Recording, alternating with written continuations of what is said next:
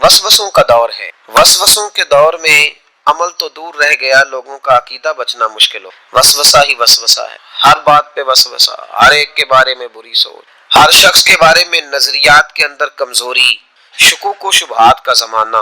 फरमाया पनाह मांगो, अल्लाह से पनाह मांगो इन वसवसों से, उसकी पनाह चाहो। लोगों के दिलों के अंदर इस कदर बुरे ख्यालात जन्म लेने लगे हैं कि अब लोगों का सारा माहौल रूहानी फिक्री वो तबाह होता नजर आ। यार लोगों का काम नहीं वसवसा अंदोजी करनी, लोग वसवसा अंदोजी करते हैं वो करेंगे, लोग शक पैदा करते हैं वो करेंगे। तू इतने कानों का कच्चा है कि तू सबकी बात सुनता है, हर एक की बात तेरे अंदर आकर के जन्म लेती है और हर एक की बात तेरी रूह में गुजर जाती है। ये कैसे हो गया? इतना कमजोर है तू कानों का, जो आदमी आएगा तो उसकी बात सुन लेगा, तू यकीन कर लेगा। लोग कहते हैं जी मुझे फलां ने कहा था, और ये सारा मामला हमने ईमान तयक्कुन सोबत के बारे में गड़बड़ कर लिया, वरना अपनी दुनिया के मामले में तो हम आज भी बड़े हसास हैं।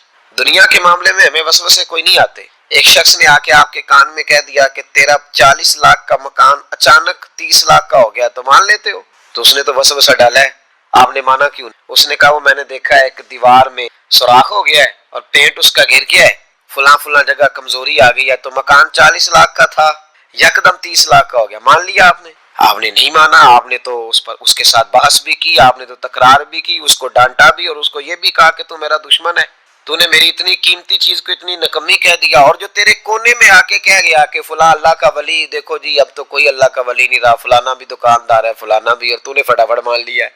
मेरे भाई गौर करें और तवज्जो करें बात पर, आपसे बात कर रहा हूँ, इसको जरूर समझें। हमारा ये किस तरह का माहौल है कि दुनिया के मामले में कोई शख्स शक का शिकार नहीं। आप चले गए सौदा लेने, बड़ी आम सी चीज आपने खरीद ली, चले एन वाला आम छोड़ के अलफ वाला आम करें तो आप आम लेने चले, आम सी चीज आम लेने चले गए आपने उस शख्स के साथ, उसने कहा जी ये तो मैं 300 रुपए किलो दूंगा, तो फौरन आपने दे दिया उसको, कोई वसवसा नहीं आया आपको। हालांकि उसने दलील भी दी कि ये यहाँ का नहीं है, ये मीरपुर खास सिंध से आया है, ये फलां जगह से है। तो आपने कहा नहीं भाई ये कैसे हो सकता है, इतना महंगा है ही नहीं, तू कैसे बता रहा है? लेकिन अजीब मामला है कि दीन के बारे में लोग फौरन कहते हैं जी मुझे बड़े बड़े ख्यालात आते हैं, बड़े बड़े ख्याल उसको आते हैं जिसकी तवज्जो हटती है। एक्सीडेंट उसका होता है जो सीधा नहीं देखता, दाएं बाएं देखता, जिसका ध्यान सीधा होता है उसकी गाड़ी सीधी चलती है। तूने दाएं बाएं देखा है तो तुझे वसवसा आया है, तूने इधर देखा फिर तुझे वसवसा आया। जिनकी तवज्जो सीधी यार की, जिनकी तवज्जो सीधी यार की तरफ, जिनकी तवज्जो सीधी रहती है, उन्हें वसवसे, उन्हें दीदार से फुर्सत नहीं तो वसवसा कैसे आएगा? अन्नज़रु इला वजहि रसूलुल्लाह, हज़रत सैयदना अबू बकर सिद्दीक ने कहा था या रसूल अल्लाह एक की दिल की तमन्ना है कि आप बैठे रहे मैं दीदार करता। वसवसा कैसे आएगा? वसवसा तो उसको आएगा जो अबू जाल की भी सुनेगा, वसवसा तो उसको आएगा जो अबू लहब को भी टाइम देगा, वसवसा तो नाराज तो नहीं हो जाएंगे आप? वसवसा तो उस शख्स को आएगा जो अब्दुल्ला बिन नबी सलोल के पास भी थोड़ा वक्त गुजारेगा, तो जिसका बैठना उठना ही मौला अली के मानने वालों के पास हो, जिसका हर वक्त ठिकाना ही जनाबे बिलाल हबशी के गुलामों के पास हो, जो हर वक्त बैठे ही उसके पास, जो जिए भी तो जनाबे सिद्दीक अकबर के साथ, और जिसकी रगों रगों में हजरत उस्मान गनी और उमर फारूक बसते हो, उसको कैसे वसवसा आ सकता? हमारा जनाना ही बड़ा पक्का मजबूत है, ताल्लुक ही बड़ा, हमें कैसे वसवसा आएगा? वसवसा किसी और को आया करता है, अहलुल्लाह के पास वसवसे कैसे आ गया भाई? वसवसा आता ही नहीं, हो ही नहीं सकता, मुमकिन ही नहीं, और अगर आता भी है ना, आता भी है वसवसा। नबी पाक अलैहिस्सलाम ने फरमाया अपने दुख लोगों के सामने ना बयान कर, सेठों नवाबों को ना बताते फिरना, दुनियादारों के सामने जाके ना रोना कि मैं तकलीफ में हूँ। पर मैं अगर दुनियादारों को दुख बताओगे रब तुम्हें कभी गनी नहीं करेगा। और लोग हैं कि उल्टा मजाक उड़ाएंगे आपकी, जिससे बड़ी पक्की यारी है ना, पक्की, वो तब तक पक्की है जब तक आपने 50,000 मांगा नहीं, और जिस वक्त आपने कह दिया कि मैं मजबूर हूँ मेरी मदद कर, तो फिर खत्म हो गई दोस्ती। लोगों की ताल्लुकात आपके साथ तब तक हैं जब तक आप उनसे कोई जरूरत वाबस्ता नहीं करते। करीम आबू फरमाने लगे बंदों के सामने दुख ना बयान करना, अल्लाह तुझे कभी गनी नहीं करेगा। तो अपने दुख अपने रब को बता, तू दुआएं मांग, तू उसकी बारगाह में हाजिर हो, तू उसके हुजूर अर्ज कर। फरमाया अपने दुख अपने रब को बता, वो जल्दी करे या देर से करे तुझे सारी दुनिया से बेनियाज कर देगा, तुझे किसी का मोहताज नहीं रहने देगा। अपने मुसल्ले को, अपनी दुआओं, एक बुजुर्ग फरमाते मैंने दुआ मांगने का तरीका अपनी बीवी से सीखा। दुआ मांगने का तरीका अपनी, सीखने वाले तो अपने बच्चों से भी सीख लेते, सीखने वाले तो हर एक से सीखते।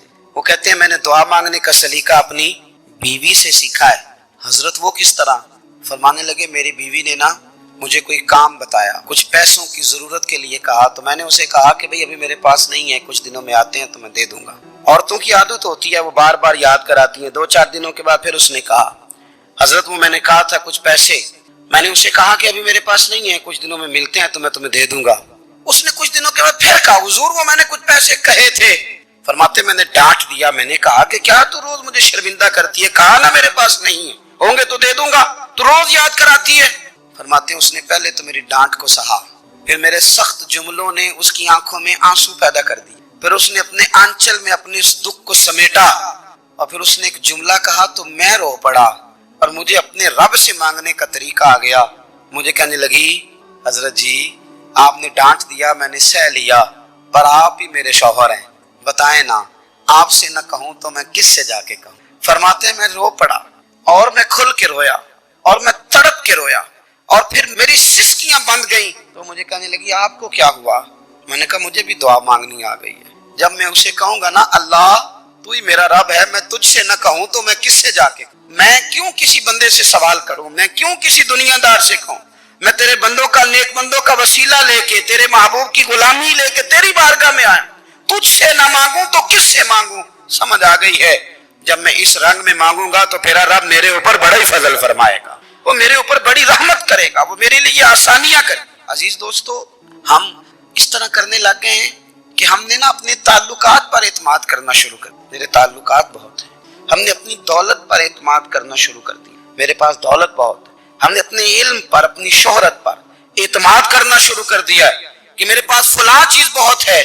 یاد رکھنا جب بے نیاز اپنی صفت بے نیازی دکھاتا ہے تو بڑی بڑی دولتوں والے مجبور نظر آتے ہیں۔ بھائیو جب انسان کا رشتہ اپنے مالک کے ساتھ ہوتا ہے پھر تو غم بھی کچھ نہیں کہتے، پریشانیاں بھی کچھ نہیں کہتی، پھر تو زندگی صبر والی، پھر تو زندگی توکل والی، پھر تو زندگی بھروسے والی، پھر انسان اپنے آپ کو رسوا نہیں کرتا، دنیا داروں سے امیدیں اس کی ختم ہو جاتی، امیدیں اللہ رسول سے لگا لیتا ہے، مضبوط ہو جاتا ہے، مضبوط طاقتور ہو جاتا ہے، خوددار ہو جاتا ہے، باوقار باعزت ہو جاتا ہے۔ حضرت بہلول دانا رحمت اللہ علیہ بیٹھے تھے تو ہارون رشید حج کر کے آ رہا تھا، تو رستے میں حضرت شیخ سے ملاقات ہو گئی، تو السلام علیکم کے بعد کہنے لگا حضور کوئی حکم ہو تو بتائیے گا۔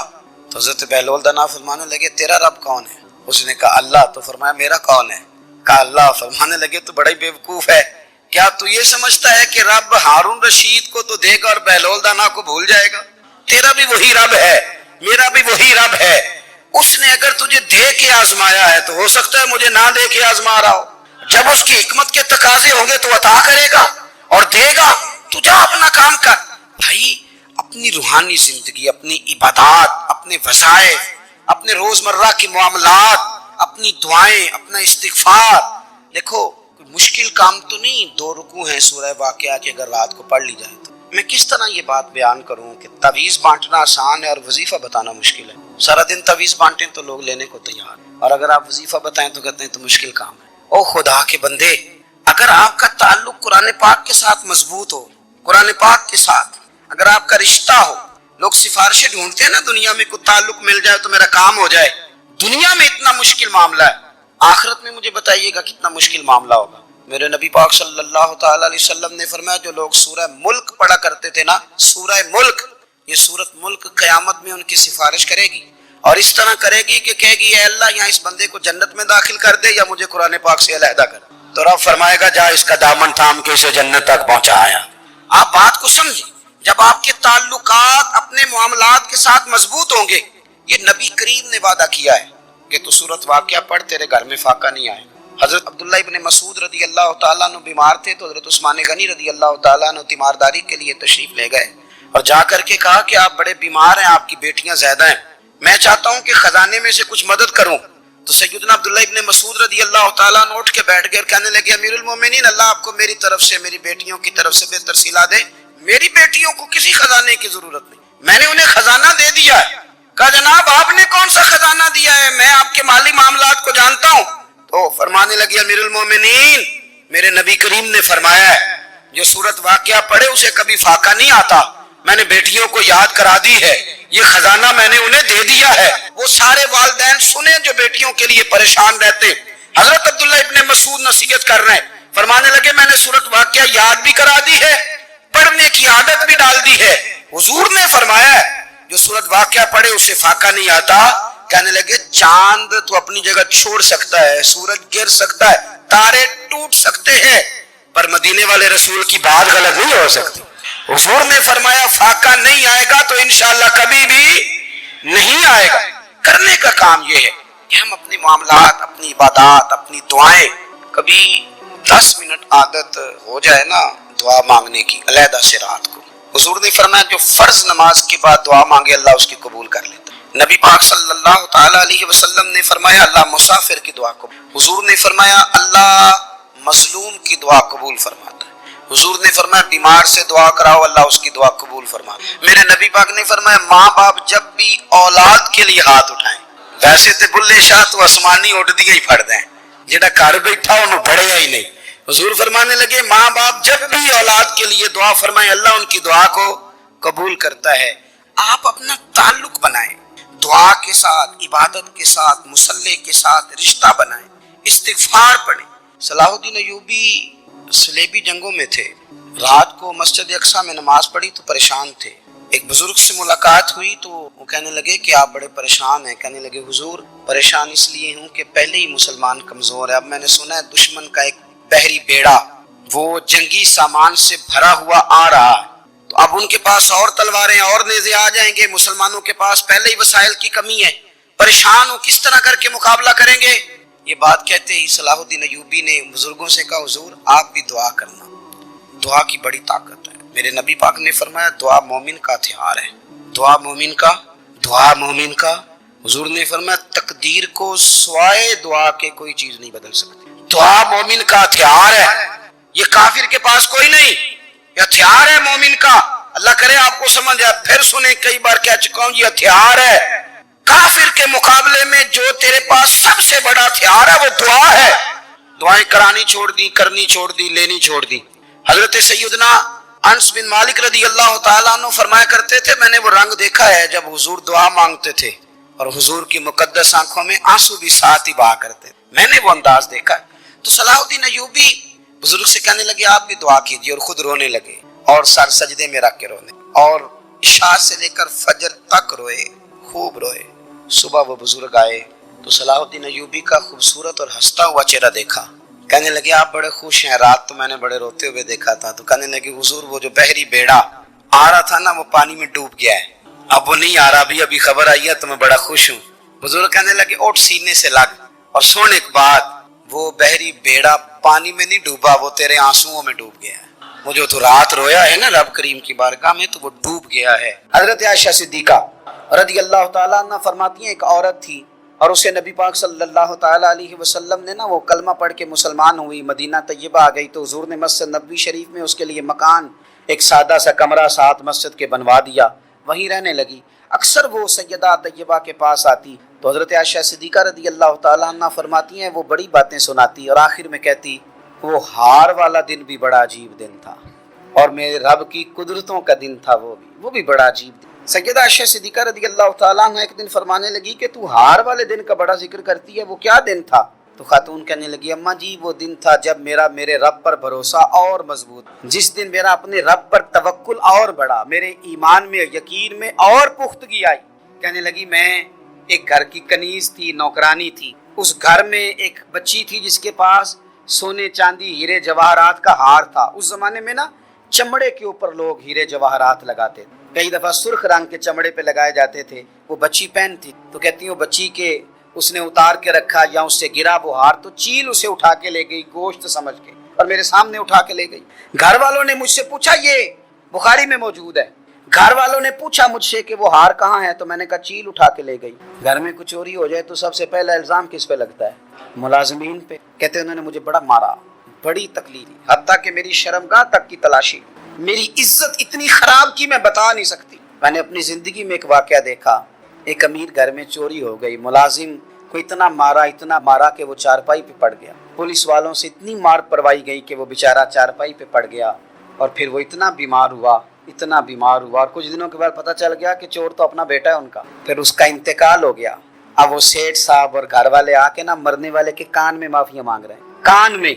तो मैंने उनसे फिर कहा था कि ये तो अब चला गया है, तुम्हारा जोर चलता था ना, तो तुमने कानून खरीदा और तुमने इसे जितना हो सका तुमने इसे मार पड़वाई। तुम्हारे पास जो अदालतें थी तुमने वहां कार्रवाई की, अब एक अदालत कयामत के दिन लगेगी। ये कमजोर था ना, कुछ कर नहीं सका। मेरे नबी पाक सल्लल्लाहु अलैहि वसल्लम ने फरमाया, सुन लो, अगर सींग वाली बकरी ने बगैर सींग वाली बकरी को तकलीफ दी होगी ना, तो कयामत के दिन उसे भी बदला देना पड़े कि तेरे पास सींग थे और तूने इसे मारा था। वो खातून अर्ज करती है सैयदा आयशा की खिदमत में कि मुझे बड़ा मारा, मुझे तकलीफ दी। मैं कह रही थी कि मेरे सामने चील ले गई है, पर वो नहीं मान रहे थे। अम्मा जी, उन्होंने मुझे बड़ा मारा।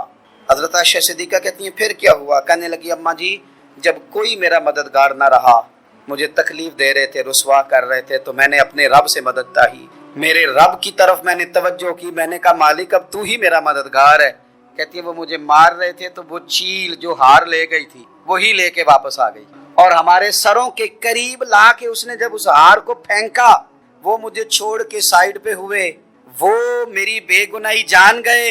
लेकिन आपको बताऊं, उस दिन से मेरा अपने रब पर यकीन और बढ़ गया। मुझे समझ आ गई कि जब इंसान पूरा टूट जाता है और जब कोई चारों जानिब उसका मददगार नहीं होता, तो रब तो होता है ना, अल्लाह तो उसका मददगार होता है ना, वो तो फिर अपने उस बंदे की मदद करता है ना, फिर वो तो तवानाई देता है ना, वो तन्हा नहीं छोड़ता, वो तो आंसुओं वालों के आंसुओं पे बड़ा करम फरमाता है, वो तो कसम पुरसी में आ जाता है, उसकी रहमत बढ़ के इस्तकबाल कर लेता। ओ मेरी मिल्लत के जवानों, मजा नहीं आ जाता जब सारी दुनिया सोई हो, सारी दुनिया, और बिस्तर भी गर्म हो और नींद भी पूरा गलबा कर रही हो, और अचानक घंटी बजे दिमाग में, आंख खुले, घड़ी पे नजर पड़े, 3:30-4 बजे का पैगाम घड़ी बताए, और कोई चढ़ती जवानी वाला उठ के वुजू करे, और जब वो मुसल्ला खोल के बिछाए, तो मदीने वाले महबूब कहते हैं कि हर नमाज पे रब सवाब देता है, और जो उठ के तहज्जुद की नमाज पढ़े उसे देख के तो रब मुस्कुराता है, जो उसकी शान के लायक है, जो उसकी शान के लायक, वो मुस्कुराता है, खुश होता है कि मेरा बंदा तहज्जुद में उठ गया, वो मुस्कुराता है। काश हमारी सुबहें कभी अपने मालिक के नाम हो जाएं, काश के सुबह। हजरत अबुल हसन रहमतुल्लाह ताला अलैह हजरत माज इब्ने जबल रदी अल्लाह ताला अन्हु के पास बैठा करते थे। फरमाते हैं, उनसे जो प्यार बढ़ा तो फिर मेरा मुसल्ले से भी बढ़। ताबिए फरमाते हैं, सहाबी रसूल से मोहब्बत हुई तो जिक्र से भी हो गई, फिर दुरूद शरीफ से भी हो गई। मोहब्बत उनसे बढ़ी तो फिर अल्लाह ने मस्जिद का प्यार भी बढ़ा दिया। आप फरमाते हैं कि मेरी हर वक्त तबीयत चाहती थी कि बस अल्लाह अल्लाह करूं, बस अल्लाह अल्लाह करूं, बस ना मैं जरा थोड़ी जान छुड़ाऊं लोगों से, कुछ 10 मिनट मिले तो मैं कुछ 4 नफल पढ़ लूं, मैं थोड़ा सा ना बचूं लोगों से, और मुझे तस्बीह मिले तो मैं ना कुछ 400-500 दफा इस्तिगफार पढ़ूं, सुभान अल्लाह, अल्हम्दुलिल्लाह, अल्लाहु अकबर, ला हौला वला कुव्वता इल्ला बिल्लाह, मैं ना तस्बीहात पढ़ूं। फरमाते हैं कि बच्चे थे घर में 6-7, गुर्बत थी, काम मिलता कोई नहीं था, और मैं काम चोर नहीं था, काम ढूंढता था, पर अल्लाह की कुदरत के काम नहीं मिलता था। फरमाते हैं कि मैंने एक दिन अपनी अहलिया से कहा कि आज मैं फिर जाता हूँ काम ढूंढने, तो मेरी बीवी बड़ी फर्मा बरदार थी, पर उस दिन ना गुर्बत के हाथों तंग आके कहने लगी, आज ना कोई चीज लेके आया, तो मुझसे बच्चों की भूख नहीं देखी जाती है, सब रोगां दा रोग मुहम्मद जिसदा नाम गरीबी, कंड बुला के लंघ जांदे नी दोस्त यार करीबी, आज ना कुछ लेके आया तो मैं बच्चे लेके चली जाऊंगी। शेख फरमाते हैं कि मैं बड़ा परेशान घर से निकला, पर मैंने सुबह से लेके जोर तक काम ढूंढा, काम मिला कोई, तो मेरे दिल में ख्याल आया, चलो काम नहीं मिलता तो अल्लाह अल्लाह तो करे ना, चलो बंदों की मजदूरी नहीं मिलती तो रब करीम की इबादत ही करते हैं।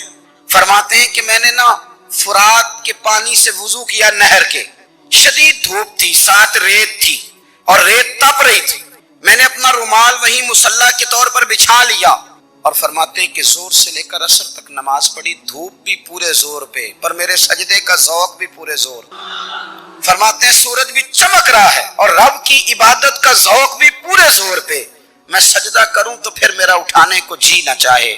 मेरे उस्ताद लिखा करते थे, ये उनका शेर है, वो कहा करते थे, मुझे सोज दे, मुझे साज दे, और मुझे नीम शब का न्याज दे, दमे सजदा खुद को मैं तोड़ दूं, मुझे ऐसा ज़ौक़े नमाज दे, और मैं तेरी बहार का फूल हूँ, मैं खिला भी हूँ तो तेरे लिए, मुझे मेरी शाख से तोड़ ले, मुझे अपनी जुल्फ का नाज दे। भाई फरमाते हैं कि असर तक मैंने नफल पढ़े, दिल ढलने लगा, असर की नमाज पढ़ी और मैं वहां से चला। अब मैं जब निकलने लगा तो दिल में ख्याल आया कि छोटी छोटी दीवारें हैं घर की, बगैर कुछ लिए जाऊंगा तो बीवी दूर से देखेगी तो शोर करेगी कि फिर खाली हाथ आ गया है, کہتے میں نے اپنے اسی رومال میں جس پہ میں نے نماز پڑھی تھی نا، رومال میں کیا عقیدے پنجابی جو صافہ کہتے ہیں، اسی میں نا میں نے کچھ ریت بھر لی کہ وہ دور سے دیکھے گی تو سمجھے گی کچھ لے کے آیا ہے، چلو جا کے اسے بتا دوں گا کہ آج پھر مزدوری نہیں ملی۔ کہتے ہیں وہ ریت لے کر جب میں گھر میں گیا تو پہلے بیوی دروازے پہ کھڑی ہوتی تھی، پوچھتی تھی خالی ہاتھ آ گئے ہو؟ آج میں نے دیکھا تو ہے ہی کوئی نہیں۔ فرماتے ہیں میں اندر داخل ہوا، سلام لیے، کونے میں میں نے وہ رومال رکھ دیا اور میں نے آواز دی کہ بھلی مانس کہاں ہو؟ تو وہ کہنے لگی آپ منہ ہاتھ دھو لیں، میں روٹی لے کے آئی۔ میں نے کہا روٹی کہاں سے آ گئی؟ یہاں تو کئی دنوں کے فاقے، تو کئی دنوں کی غربت ہے، یہاں تو اس گھر میں تو فقیری ہے۔ فرماتے ہیں کہ وہ روٹی لے کے آئی اور اس وقت کی جو موجودہ نعمتیں تھیں، سمجھ لیں سلاد، اچار، ہر چیز ساتھ لائی۔ میں نے کہا کہ بچے کہاں گئے؟ کہنے لگی وہ کھانا کھا کے کھیلنے گئے، آپ کھانا کھا لیں آ جاتے۔ کھانا اس نے چن لیا۔ میں نے حیرت انگیز لہجے میں ساری نعمتیں اپنے دسترخوان پہ دیکھ کر کے بیوی سے پوچھا یہ کہاں سے آیا کھانا؟ بچوں کو تو نے کہاں سے کھانا کھلایا؟ یہ سارا کچھ کیسا ہے؟ کہنے لگی پتہ نہیں آج آپ کس کریم کی مزدوری کرنے چلے